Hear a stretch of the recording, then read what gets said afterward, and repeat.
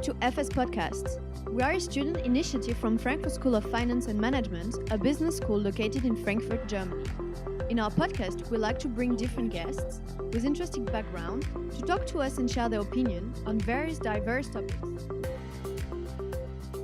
Welcome to FS Podcast. My name is Pablo and I'm hosting this episode together with Matteo, and we are here today together with Dr. Roee Sarel, Professor of Economics. His main research areas are empirical law, economics, experimental economics, and crime and punishment. Welcome, Roee. Many thanks. Thanks for inviting me. So, and to begin with, we wish that you could give us a brief introduction about your topic. So, what is economics of crime exactly about? Okay. So, before the 1960s, there were a lot of theories going around of what people should try to do to combat crime. So, of course, this dates back to when there were kings trying to battle people on the streets and trying to reduce crimes against the government. Mm. And in the late 1960s came Gary Becker, who was a Nobel Prize winner, and he said, look, let's try to use tools from economics to try to figure out how we reduce crime. So instead of thinking about it in exactly what the law says or the social perspective, let's really try to consider people who are rational and how we can get rational people to stop making crime. And he said, well, suppose that you look at it as an investment decision. So when you go and buy a stock, what you care about is the returns on that stock on average, which means you want to figure out what is the probability that the stocks give you money. And when it gives you money, then how much? So they said the same concept applies to crime. A person is standing and trying to figure out whether to commit a certain crime. What he cares about is the average shot of succeeding by committing that crime versus how bad it is to go to prison. So you need to consider the benefit from crime on one hand, say how many dollars you are stealing, and on the other hand, the probability that you get caught and the level of the penalty that you get. So either a monetary fine or time in prison. Mm. And so this was a very simple model contrasting benefit from crime with the what is called the expected sanctions, or probability of getting caught times the penalty size. And which one is bigger? That's the choice that the person would choose. And then Becker said, okay, that part is kind of obvious, but what do we do with this now? So we can say people should have a lower benefit from crime. How do we do that? That's not very easy to do. We could say that we send them to prison for a lot of years, or we can pay a lot of policemen to track everybody all the time. Now, tracking people all the time is very expensive. You have to pay the salary for the police station, for the police people to tour the streets and so on. But sending people and giving them monetary fines is not very costly because it's just a transfer of money from the person to society. So what we should do is to threaten people with a very, very large monetary fine, and on the other hand, make the probability of catching them very, very low. In other words, we do not monitor you, but if we catch you, you're dead. Mm. So that's where this was started from, and of course there are a lot of developments since then. But that's the basic idea of where this issue started from.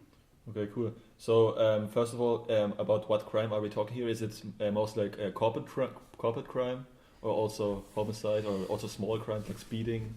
All of it. So the original idea was that there is really a binary choice: commit the crime or don't commit the crime. Mm-hmm. Anything that fits into that works. Applied to every area of crime. Applied to every crime. Steal or don't steal, murder or don't murder. Speeding is somewhat different because you can have a gradually amount of speeding more and more, so it's a continuous choice rather than a discrete choice between speeding and not speeding. But yes, the theory is general in nature. And then, just I'm thinking about if you don't think about corporate crime, but about like normal crime. That's are then the agents really rational? Probably that's questions you get pretty often, from people who are sure. Also...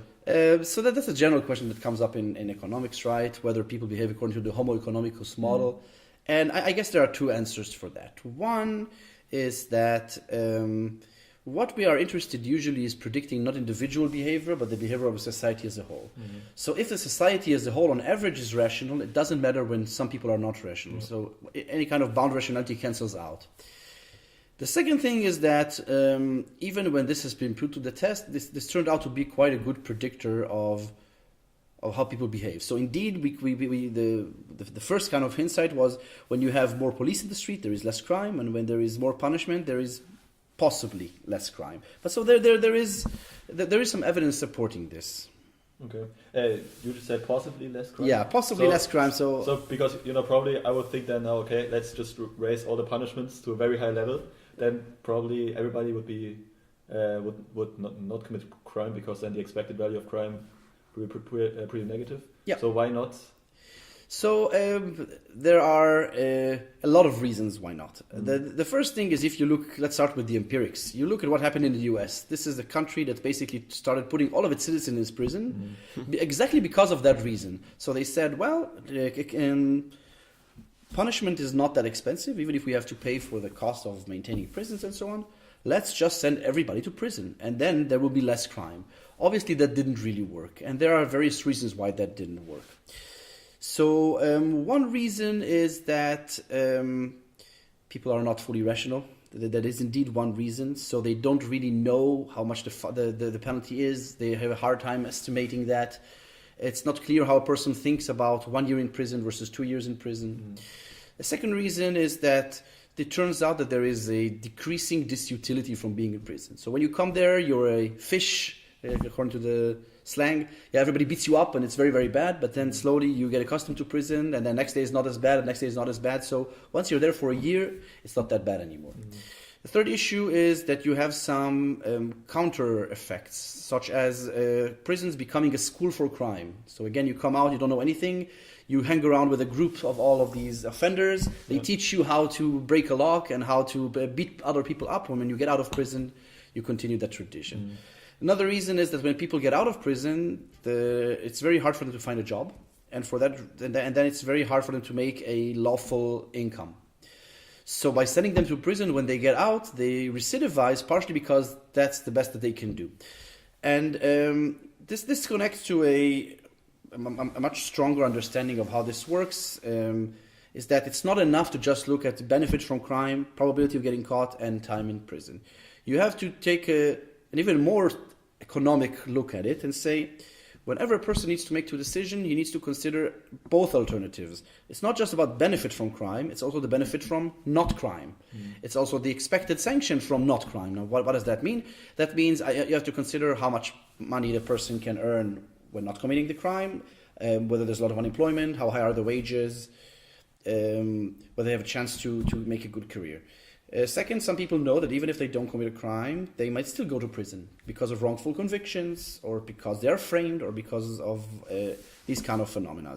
Now, if you take into account the opportunity cost of crime, so what happens when you don't do the crime, then you have to look at the picture as a whole. And sometimes there are spillovers from one to the other. So, for example, if judges are corrupt, then they might send everybody to prison who are guilty, but they might also send everybody to prison who are innocent. And there is even a very famous paper by a professor called Henrik Lando, who basically said, if you're a person, you just think, if I do this, I might go to prison. If I don't do this, I will go to prison. This completely cancels out, in a sense that you just basically stop caring. Or that these wrongful convictions don't impact your decision, or correct conviction, depending on what you're looking at. What's then about wrongful convictions? Yeah, so this has been a very big discussion, and that's actually the main topic of my research, is how do these wrongful convictions impact the probability that a crime will be committed. And the most simple theory says, if there's a binary decision, crime or not crime, so wrongful conviction means being penalized for being honest, which means that if you just keep everything else constant, it's less profitable to be honest, so you commit the crime more. So wrongful convictions would increase crime. Other people said very, very different things. So one of them, as I said, if suppose I'm trying to consider whether to rob a bank, but at the same time I think if I don't rob a bank, I might get arrested for speeding. But I might get arrested for speeding even after I rob the bank. So it doesn't matter. This should not impact my decision at all.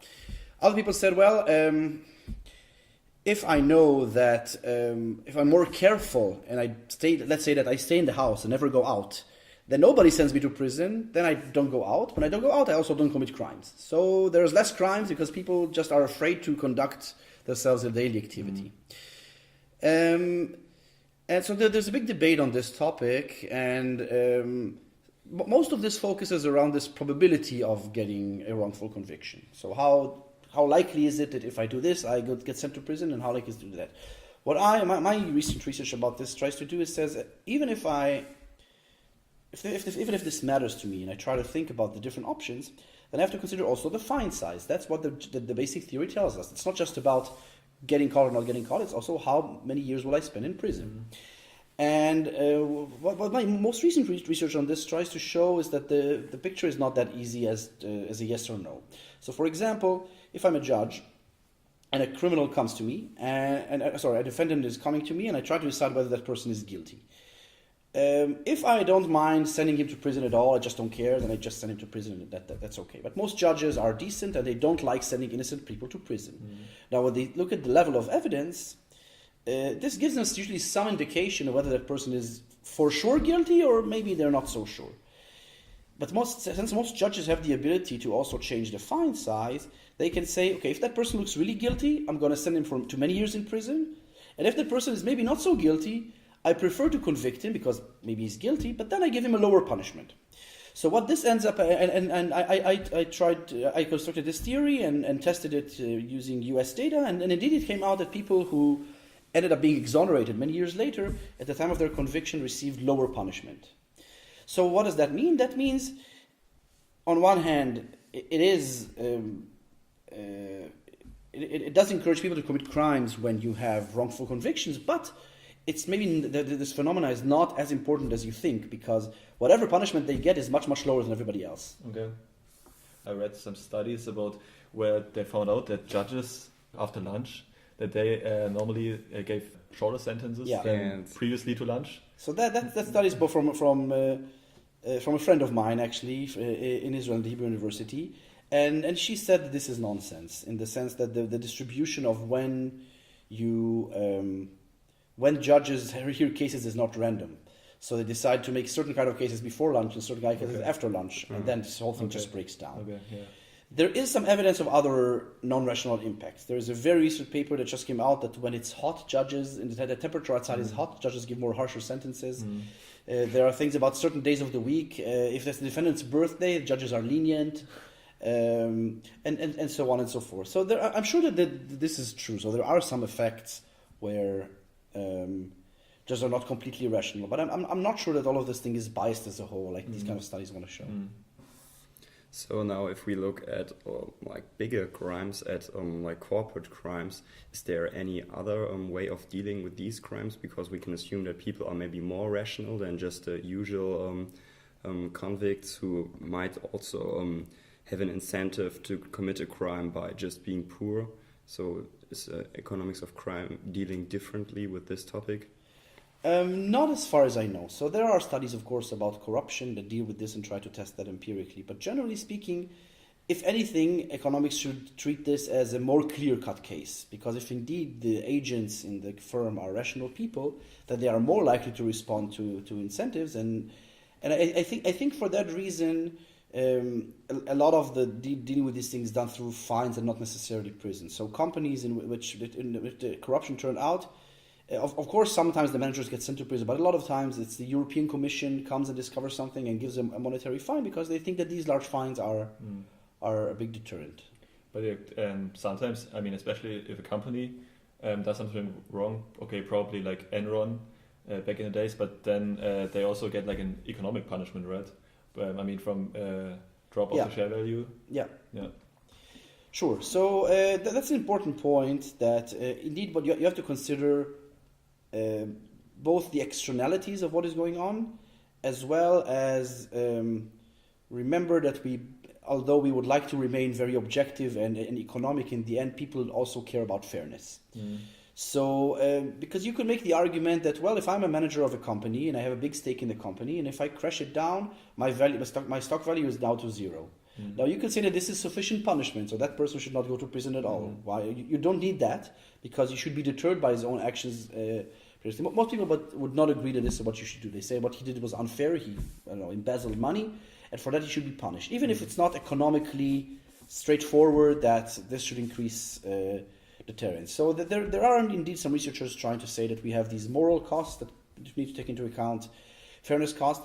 And there have even been some researchers trying to link the two. So saying these moral costs are not independent from deterrence. So if people trust in the system, they obey. It's not just because they think about yes and no, punishment versus benefit, but people have this tendency to respect institutions and comply. So, for example, there's a recent research which looks at people with parking tickets, and those who parked illegally then filled out a questionnaire and showed that they expressed a higher willingness to violate the law in general, while those who parked legally. So you can find sometimes correlation between this belief about whether law should be complied or not, and so on. So if you really believe this link between the two, and some of my research supports this as well, then you want to keep it fair, because if you keep it unfair, people rebel. So you can think about revolutions against the dictatorship. So if the dictator wants his ruling to stay in place, fairness is helpful because it also deters people from violating the law. Yeah. And then, like, if we think about crime rates, probably that's a little bit off topic, but I mean, often there's pretty much a difference between the real crime rate and then probably also people think what the actual crime rate is. Yeah. So sometimes, like, if they read a lot in the news about some special cases of some crimes, they probably think that the crime rate is higher than it actually is, by fear. Is this then also playing a role, like because this were then some negative effects, negative externalities probably of crime, that people have fear? Probably people also have higher fear if the punishment is higher, right? Yeah. Yes, that's a good point. So there are some researchers tackling this issue of incomplete information about either the expected sanction or the crime rate. On the side of the crime rate that you mentioned, part of the problem is that even if you measure the crime rate correctly, it's not 100% reflective of crime. So some crime does not get reported, and there are also some false report or mistaken reports. And part of the even bigger problem is that when the people decide whether to report a crime, they care about the expected sanction. How so? If I know that when I report a crime, I might send somebody to prison, I might be more reluctant to report that crime. So you can think about wives that their husband is beating them, and they are reluctant to report the crime. So this is twice a problem. This crime happens and it does not get reported, and the fact that it happens and that the sentence for the husband would be very severe incentivizes the wife not to report her husband to the authorities. So in a sense, you increase the sanction, and this induces more crime from that perspective. From the other side, there is also this question of, indeed, is everybody fully informed, or is everybody rational? And so when people even try to figure out what is the probability of getting caught, that's not so easy. How are you supposed to get this? Are you supposed to look at statistics, and are you supposed to go and sit in court hearing and see what judges are doing, and do something like there are 3 judges, so I have an equal chance of facing a harsh judge and a lenient judge, and then what do I do with this? Again, my answer to this, as a supporter of this economics of crime, would be that, again, as society as a whole should respond rationally.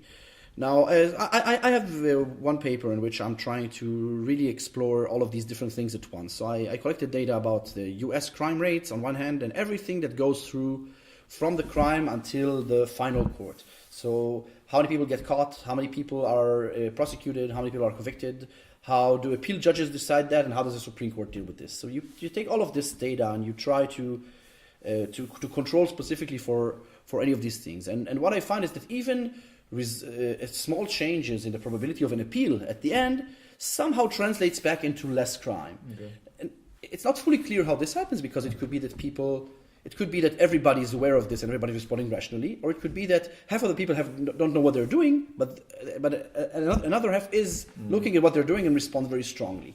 I'm not sure there's a good way to answer these questions, but it does seem like, so these changes, even if it's not 100% accurate, it does have an impact. Yeah. So when you make these findings, how do you then maybe collaborate with the law or with crime? Yeah, like with criminologists, and maybe induce some changes. Yeah, I mean, that's a general issue of the role of academia in our life. So me specifically, I'm working as a researcher in Frankfurt School, and my research is not directly connected to any of the of the authorities. However, when you do this work and you publish these papers and you put them online, the hope is that somebody who can make decision will read that and say, I read this makes sense to me, so I'm going to work on it.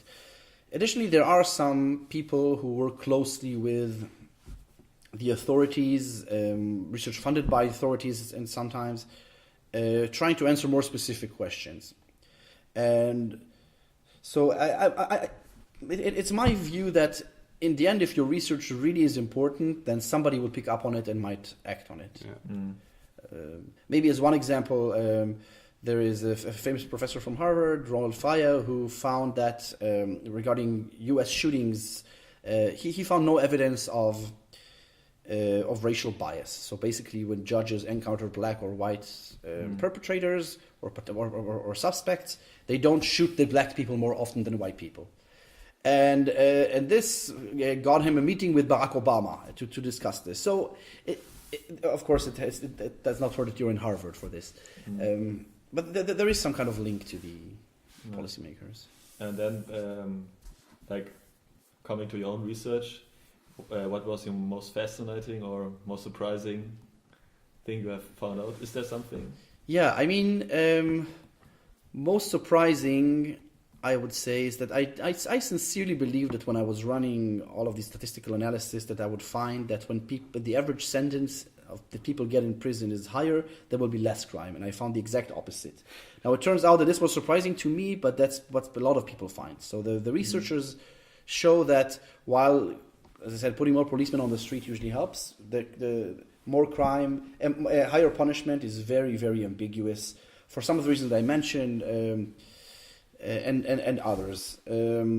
But I mean, from maybe the most innovative thing, I would say, I have a paper that has recently got published in which I try to check how an appeal system impacts the incentive of judges who are discussing these kind of criminal cases. And so what I find there is that when the judge thinks that he can impact the final outcome more strongly, then he's more likely to exert an effort in order to make sure that justice has been done.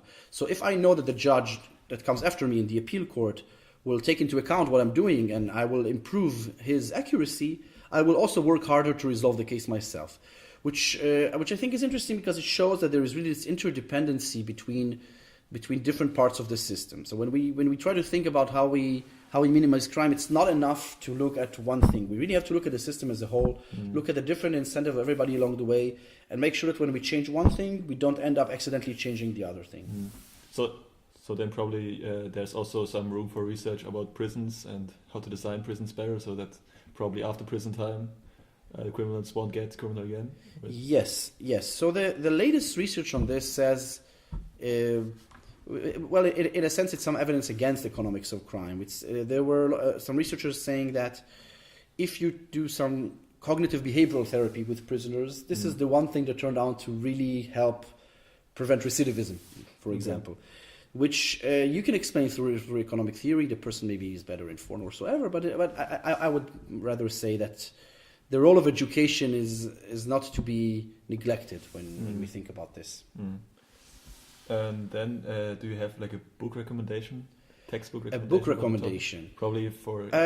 So there's if somebody really wants to understand what is going on, there is a very good paper by Halfin and McCrary from 2017, if I'm not mistaken, which gives an overview of the deterrence literature and everything that has been done so far. There, of course, have been innovations in the last two years, including some of my stuff. But this really gives an overview, and the bottom line there is indeed that increasing the penalty has an ambiguous effect, while increasing the probability of getting caught has a straightforward effect. But it's not so clear whether this is cost effective and whether this is worth the price you're paying. And do we have some information to get some info about your research?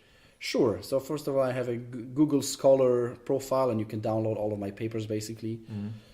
Or from SSRN, that's where I upload my papers. So in addition to the papers I mentioned here, I have some work on whether criminals have stable preferences or whether having made a decision to steal, you feel bad and then you compensate by helping others instead of helping yourself. and some game theoretical models, some regressions. And, yeah. So how actually do you decide to study in the direction of economics of crime? What was your incentive to do so? So my original training was as a lawyer, and in that time I was really fascinated with criminal law, with the analytics of it. So every law has some analytics in it, but was really, you get a case and you have some parameters on the person, whether with the actions that he did fulfill a certain criteria, and whether his state of mind fulfills another criteria. And in some ways it's like mathematics, which is very, very clean. Of course, reality doesn't work that way, but at the time I thought this is very interesting. And then I went to work for the Israeli Ministry of Justice in the Department for Criminal Legislation. So my basic idea was to try to design a reform for in criminal law on the decision of whether to confiscate money and property from offenders. And this really is a topic that brings about to clash all of these different concepts. So if you just really believe that the punishment is enough and the probability of getting caught is enough, there is no reason to confiscate property.